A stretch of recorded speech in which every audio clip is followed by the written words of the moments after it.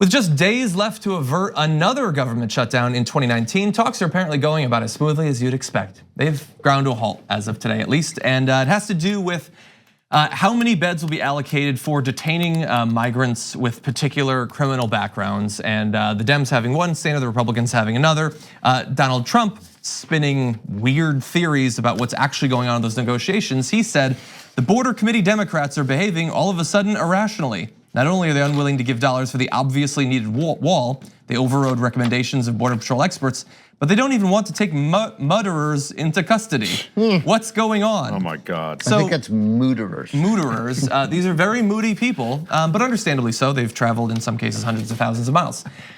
So note there that he is pretending that he didn't just lose the last fight over whether we needed the wall or not. That's what we went through this entire disastrous shutdown for. But it might actually happen. It's not just Donald Trump who believes that. Mick Mulvaney expressed similar concerns. So is it fair to say, whatever Congress hands him, he'll sign, he just may not be enthusiastic about it? No, I don't think so. You're not ready to go there? No, we cannot definitively rule out a government shutdown at the end of this week? You absolutely cannot. You asked me a question, is a shutdown entirely off the table? The answer is no. Okay, so and we are again dealing with an incredibly irrational person. Donald Trump tweeted, "The Democrats do not want us to detain or send back criminal aliens. This is a brand new demand." Crazy. So that would presumably include murderers. He is saying to the people, they're gonna get a person, they're gonna know that this person is a criminal, and they're just gonna be like, have fun. There's a Hardee's over there. That is of course not true. There is an actual debate going on between Republicans and Democrats on a related issue, but he is not going to honestly portray that. So Democrats want to cap the number of detention beds for immigrants picked up by ICE in other parts of the country away from the border at 16,000, down from 38,000 now. Republicans have pushed to exclude a number of immigrants convicted of a range of crimes from that cap. So yes, there would be a cap, but many people would not actually count towards it.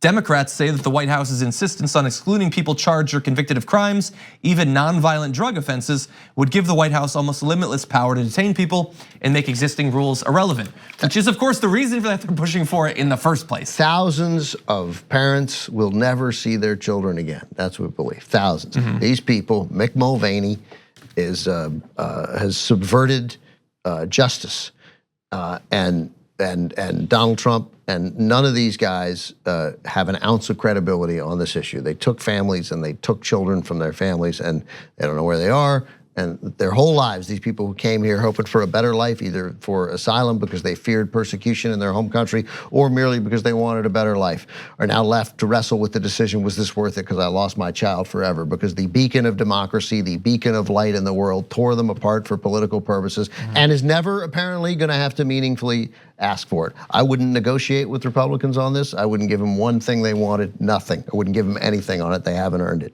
And they've earned the right to be dismissed. I wish this was heard more. I wish comments like those were heard more. This is an administration that lacks any moral underpinnings. They have no moral credibility when it comes to this issue. And so now you can get into this number of beds and all that sort of thing. That's related to reducing the dragnet that is sweeping up people who are in this country overstaying visas, and in whatever situation that doesn't involve, which involves nonviolent crimes, by increasing the number of beds, it allows them to increase that dragnet. That's really what's happening with the thousands of beds argument. But what Ben said is right.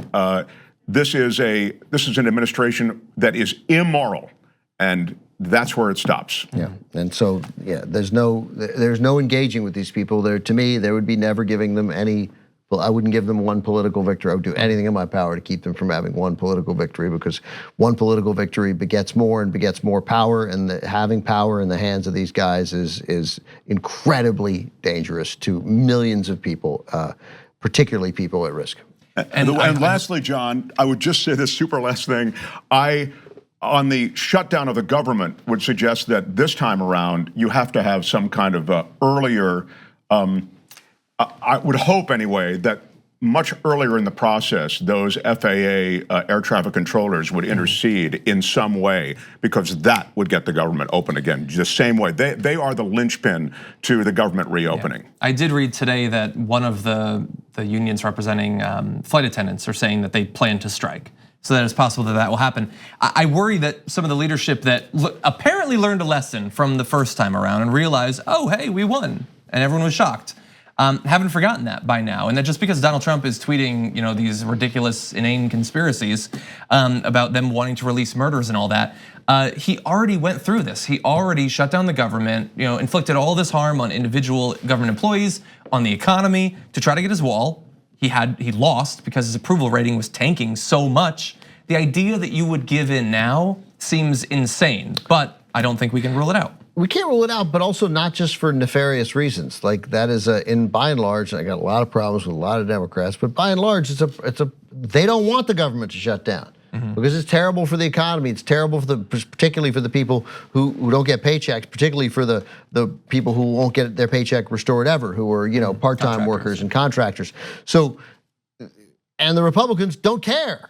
Like they love it when there's full of tweets from Tommy Lard and Ben Shapiro. What's the problem? Right. This has been great. That's right. We're trying to reduce the size of government. Right. This may be the way we have to do it. Right. Just learned how unnecessary all of this is, and that we don't feel that way. It's an unequal playing field. It is not an unequal playing field, and being sort of deceitful and duplicitous and cruel and as massively unempathetic as anyone can be works in your favor in situations like this. Yeah. On the go? Don't worry, we got you covered. You can still listen to TYT at our new podcast network. Find us on Apple Podcasts, the Google Play Store, or at tyt.com/podcasts.